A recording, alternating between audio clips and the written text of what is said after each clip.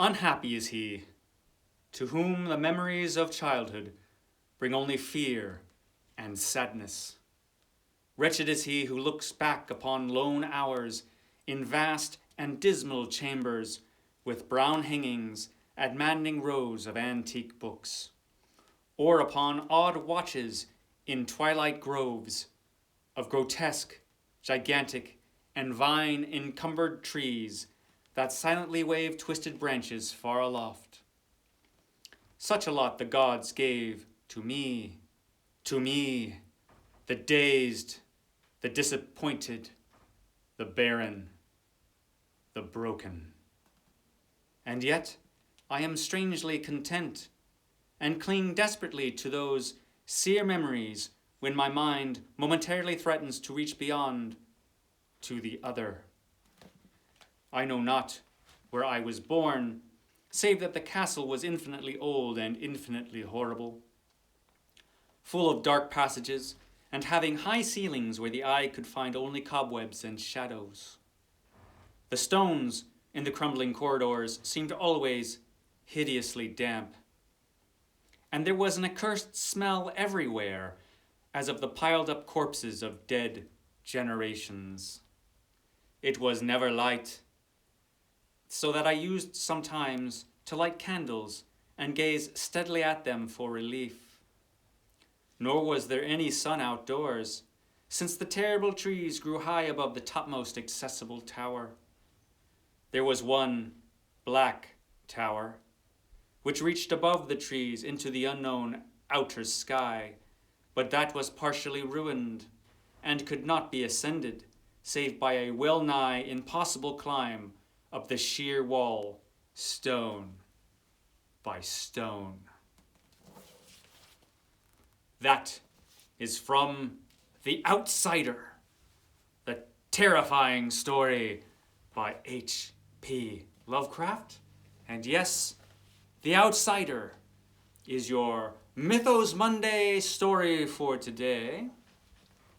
This was another earlier tale. This was written in 1921, but was not published until 1926 when it was published in Weird Tales. A very popular story then and now. It is one of Lovecraft's most anthologized stories. A lot of people who know Lovecraft know The Outsider, even though it is one of his earlier stories.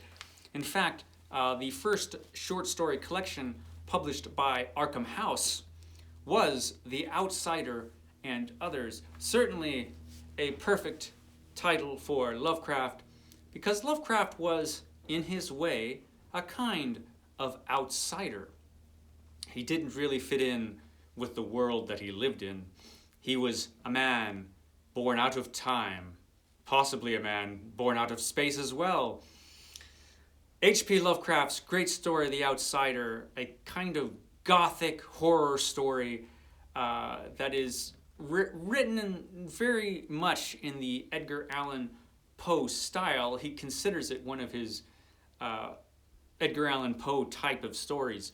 When he was beginning to write, many of his stories either sounded kind of like Edgar Allan Poe or they sounded kind of like Lord Dunsany. But everything that H.P. Lovecraft wrote couldn't help but be a Lovecraft story. Edgar Allan Poe never wrote anything like The Outsider. The Outsider is not so much a psychological horror story as a straight-up, pure, supernatural horror story. Unlike some of the science fiction that H.P. Lovecraft wrote in his later days, this was pure supernatural horror. And it's a great one. That is our lonely narrator at the beginning of this story. I read the first couple paragraphs of this story. Our lonely narrator has existed as far back as he can remember in this dark, gothic, stinky castle. And all around the castle, they're in deep woods, and the trees are so high that it cuts off any of the rays of the sun. So it's always dark and spooky there at the castle. And he goes on at great length about how spooky the castle is that he grew up in. He says beings must have cared for him at some point. He has vague memories of them, but they're not there now. He also says that he is conscious of youth, that he considers himself a youth. Because in the moldering books, he sees pictures of youths, and he has no real memory, this guy, even though there are no mirrors in the castle. So he doesn't really know what he looks like. So he's existing in this strange, strange place. And the story is just wonderfully written. Has a lot of H.P. Lovecraft's signature style in this story. And it's great. Eventually our narrator can stand it no longer. He must see the rays of the moon at least. So he decides to try to scale that near inaccessible tower. And he manages it. Manages it. He's inside the tower and he's scaling up the tower, and he reaches a ceiling. And he's feeling around up there and he finds a trap door. And he's able to push his way up through the trap door.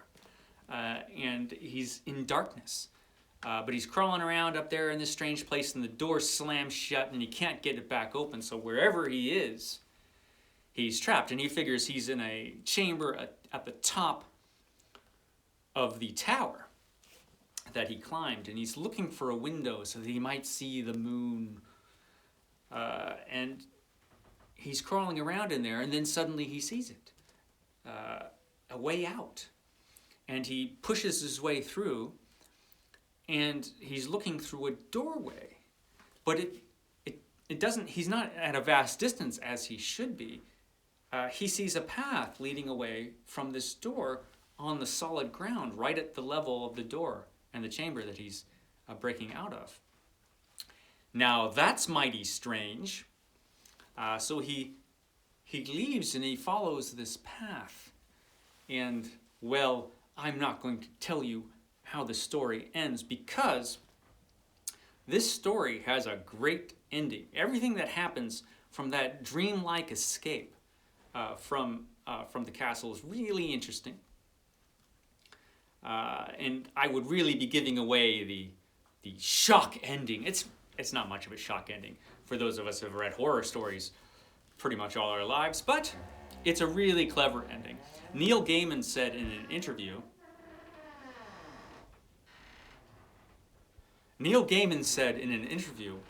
that once he read The Outsider, he had to go back and read it again just to see how Lovecraft did it.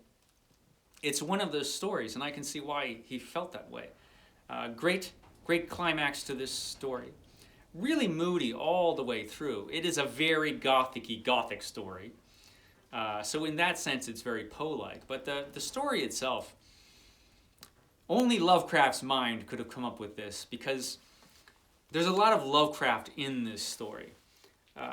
This has been psychoanalyzed to death, this story, to try to figure out how much of this story was Lovecraft being autobiographical, but being writing kind of putting a lot of himself into this story, let us say. Because Lovecraft was kind of an outsider. Not completely, though. Not so much as people might think. When he grew up, he had lots of friends. He had lots of friends throughout his life. But he was kind of an outsider. He just did not fit in the world that he lived in. And he never was able to fit into the world that he lived in, which is one of the reasons why he died in such terrible poverty. So yeah, it's easy to think that Lovecraft put a lot of his own self into this story. And it's a good one. The Outsider. If you're a Lovecraft fan, you kind of have to read The Outsider. You've probably read it. If you're a horror fan, you really ought to read The Outsider. It's one of those stories that are easy to read because it's free on the internet. You could pretty much find The Outsider anywhere you look for it. It's any type of collection that's any kind of best of collection usually has The Outsider in it. But if it doesn't, like I said, you should be able to find it. A great, moody, atmospheric story, one of his very best, even though it's one of his earlier stories, and it's not a Mythos story at all, one of his very best stories. So yeah, The Outsider. That is your short little Mythos Monday for today. Catch me next week for another early Lovecraft tale. And I will see you next time, probably from here at the Rustic Von Lodge. All right, guys, take care now.